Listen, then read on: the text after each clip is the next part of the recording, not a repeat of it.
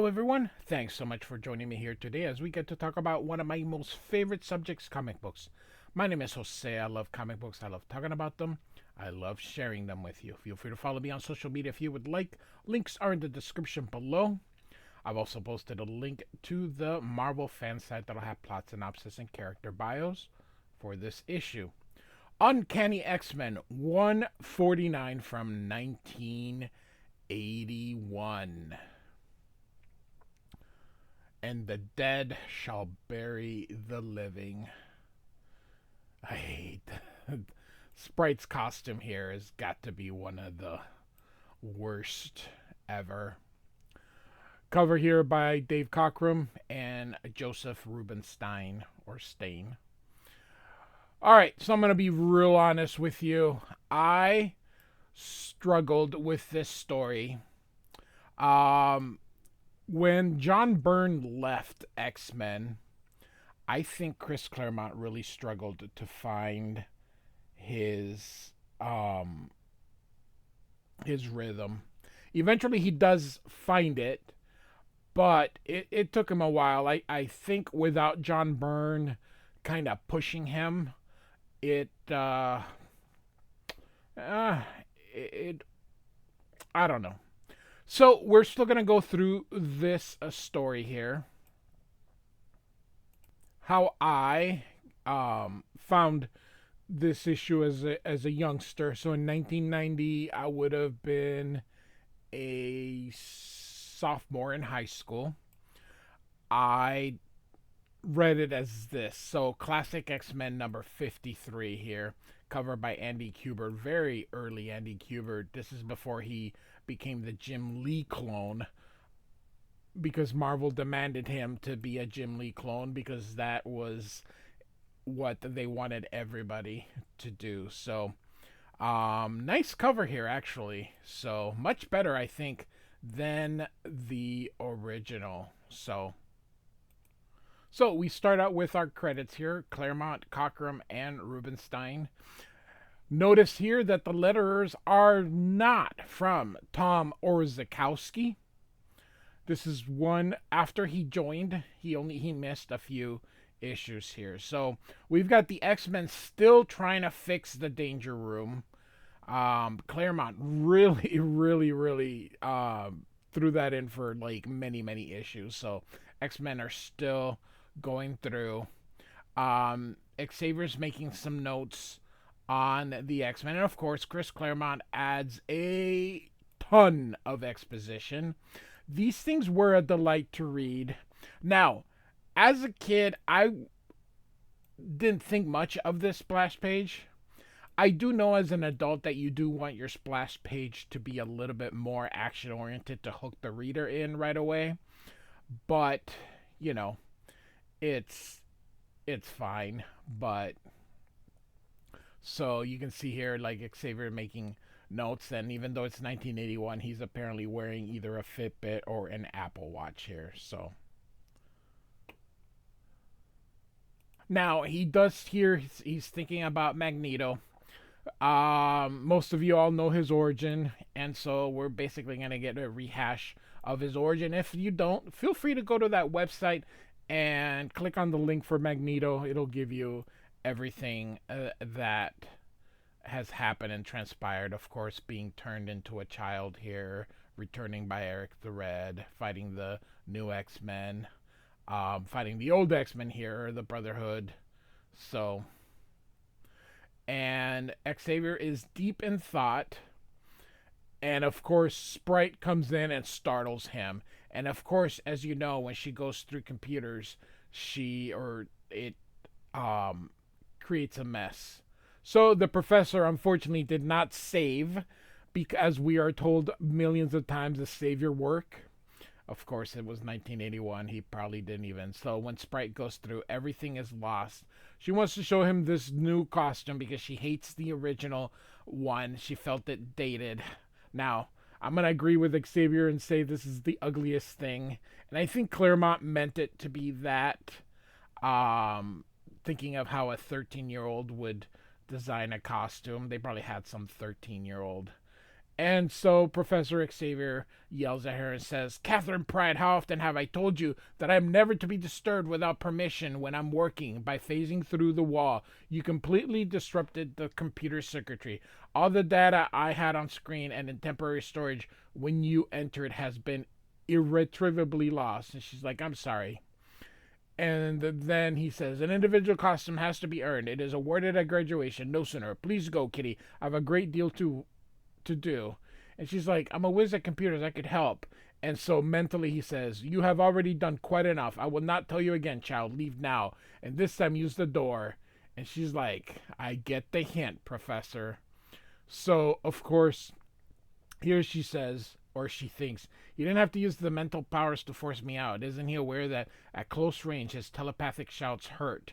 Unless that was his intention. So, alright, so the X-Men are still working on the Danger Room. So, and then here comes Sprite here. And Storm's like, well, look who's here. And she's like, hello, kitten. And, of course, she feels a little bad because, of course, she kind of destroyed the Danger Room. But, however, it was not her fault. She was indeed fighting a demon here. She also feels bad about being yelled at by the professor. So, Storm's going to try to cheer her up. And so, picks her up using, like, a little bit of wind there. And Nightcrawler catches her and throws her toward Wolverine. Wolverine catches her, but he lets her go, and Colossus ends up catching her. And she's like, "It's a new costume costume I designed. Do you like it?" And Colossus says, "I think it's neat." And Nightcrawler's like, "I think it's absolutely." And then you can see Storm hit him with a little electric shock. And she just says, "If you cannot say anything nice, Kurt, say nothing." And so suddenly Professor X says, "X-Men, report to the briefing room. I have an important mission for you." And so we don't get to be told what the mission is, but the X-Men are now heading on their Blackbird. And Storm kind of is going to give us the exposition here. This is a reconnaissance mission, nothing more. But suppose we find something. Suppose we find Magneto. What can the four of us do? Here you can see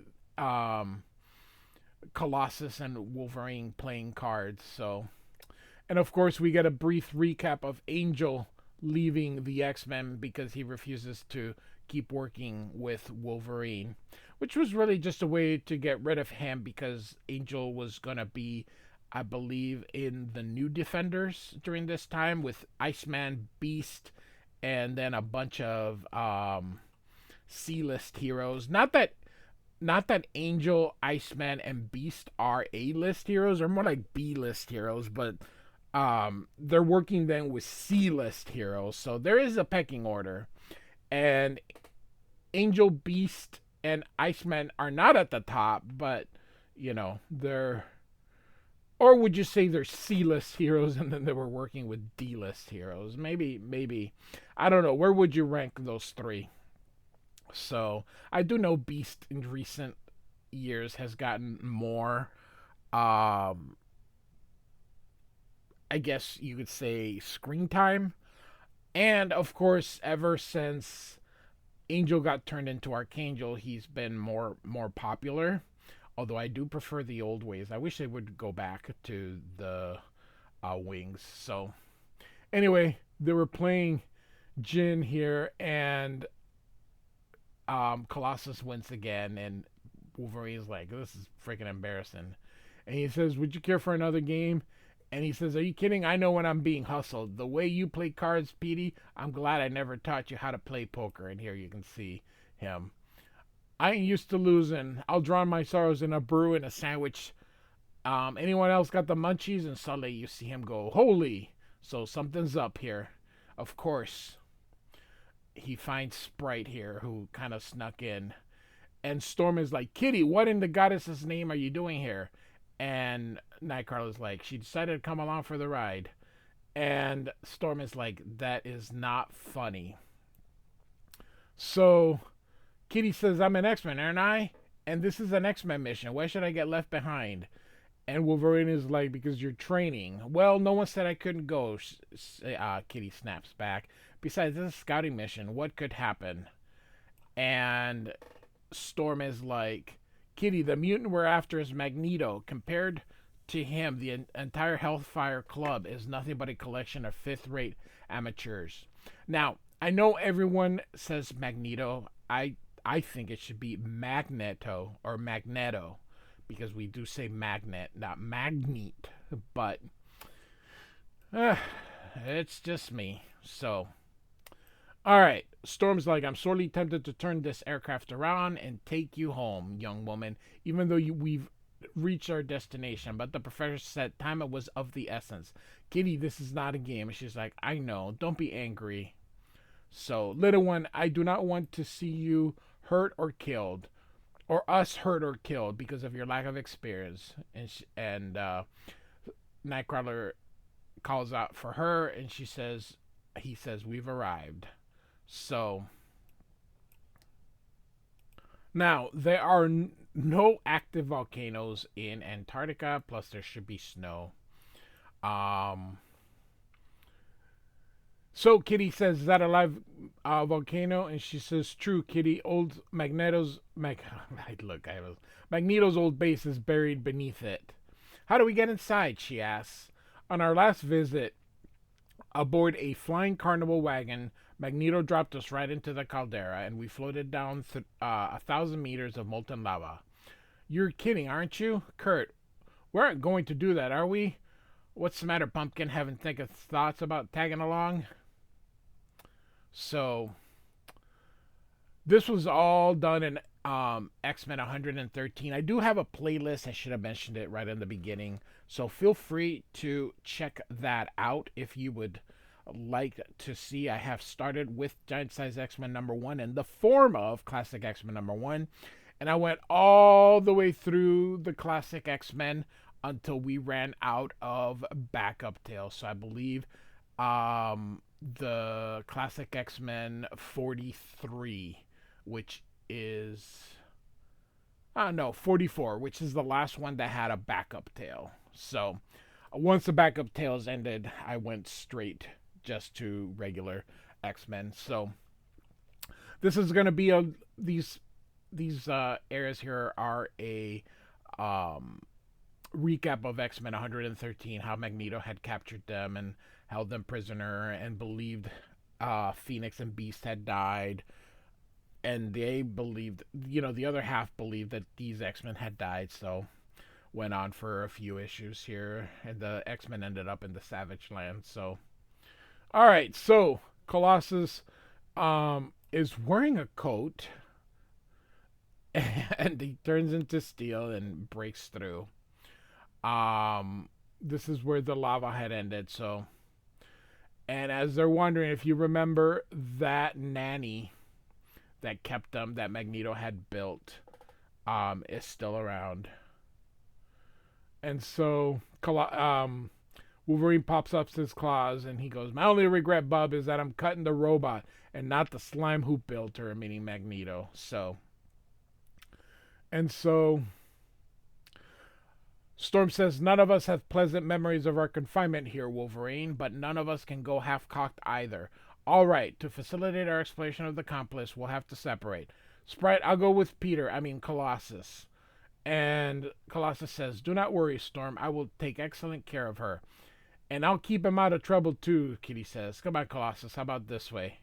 All right, so now Storm goes off, but we see someone is watching her. So, and they recognizes her. Of course, the cover already said who this is. So, so Storm says, "I shouldn't be concerned. Kitty is in the safest hands with Peter, but I still wish she was with me. By the black deep, my prayers have been answered. It is she," says Garrick. "I could destroy her where she stands, but that would be too quick, too easy. Her torment must be as exquisite as my own." And so you hear him calling her, And she's like, "What is that? Who calls my name?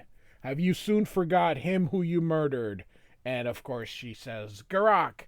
And so we get the again how it is believed that that he died, but obviously he did not. She did try to get him, but she just could not get him. Um, so he has survived. And Storm says that was months ago, yet the memories are as fresh as clear as it had just happened. It does no good to tell myself I tried my best. I was afraid, and because of my fear, a man died. Or so I thought, but there's no one nearby who. Could it be a ghost? Worse, could I be imagining things? I'd best use my radio trans receiver to check with the others. And so, Wolverine, are we alone down here? Have your enhanced senses spot anything unusual? And Wolverine says, "Negative, Storm. Heard heard nothing, seen nothing, smelt nothing, except us, of course. This place is quiet as a tomb." And she says, "Thank you." And you can see her kind of shaking. So she says, "I wish that made me feel more reassured." So Kitty and Colossus are out there looking. They Kitty asks what should they be looking at, and he's like, anything out of the ordinary. And he, of course, says everything is out of the ordinary. So they reach to the end where the lava dome, or the not the dome, but the lava harden here, and suddenly Garak hits Colossus from behind, and she goes, "No." Screen tone here. I love screen tones. And it is Garak, who is half molten. Look at this. So he is half glass and half rock. So, "Behold, child, the ruin of a living god. Behold, Garak." And she's like, "Geez, I am I am keeper of the place charged, nay, condemned by Magneto to defend it against all intruders. Do not resist me, child, or attempt to escape. Neither will succeed. I offer you a quick death." And she's like, "No thanks." She goes through him, and um, he feels a little bit kind of like disoriented. So um, he felt something when she went through him. So he's like, "Never have experienced such sensations. You will pay for that, child. When I smash this wall, I will survive the lava flow, and Colossus might survive, but will you?" And then she calls out for Storm. And so Storm hears that scream. Of course, she panics here. She feels the heat from the lava, and so she makes it cold. And look at Wolverine. He's like, "Cripes, at least Storm could have done the least Storm could have done before whipping up a hurricane was to give us a little warning. Hang on tight, pal. You feel the heat flash before the wind started? If there's lava in the tunnels and she's trying to stop it, there's no telling how much power she'll need." So, unfortunately, she kind of froze things, and here comes a frozen Colossus and lands on top of her. So, Nightcrawler asks if she's hurt, and Wolverine says she's stunned. "Any good at climbing ice?" And he's like, "I'll never know until I try." And then Wolverine's like, "Someone threw Peter out of that tunnel, and that lava flow was probably no accident either. I figure we're facing Magneto himself or one of his flunkies. Find cover, Elf. We got company." And so here comes Garak. I've added another death. So sorry. "I've another death to add to your butcher's bill, Storm. That of the child, overwhelmed and consumed by molten rock. Compared to what is in store for you, hers was the gentlest of ends." So he's mad, of course, because he blames her for what he perceives as his death. Garak's not too happy that they're unconscious here. Um, So he is able to. It's pitch black. He has the power to remove that darkness. It says here, and he's blinding everything because now it's being reflected on the ice. So Garak's like, I see you, Nightcrawler, and what Garak sees, he slays. So Nightcrawler teleports on top of Garak. You can see him kind of taking a swing at thing, and he says, "I was rescued, pulled from the last instant from oblivion I yearned for by Magneto." And Wolverine slashes him from behind. "Bub, if eternal peace is what you crave, I'll be more than happy to oblige you." So I'm gonna talk about Dave Cockrum real quick. Dave Cockrum is a fine artist. In fact, I truly enjoyed him in the first run he had, but the second run, once you go from John Byrne back to Dave Cockrum, it does seem like a step down. Cockrum just doesn't have the dynamic. John Byrne introduces to this amazing art. You know, during this time, we don't have a Todd McFarlane, we don't have a Jim Lee. They come more in the mid to late 80s.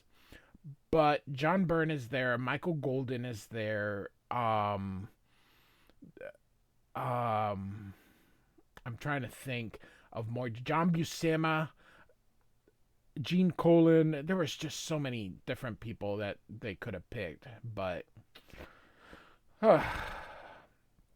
anyway, so Wolverine realizes he didn't do any damage, and so Kitty survived the lava. She faced through, but and held her breath, so she made it out alive.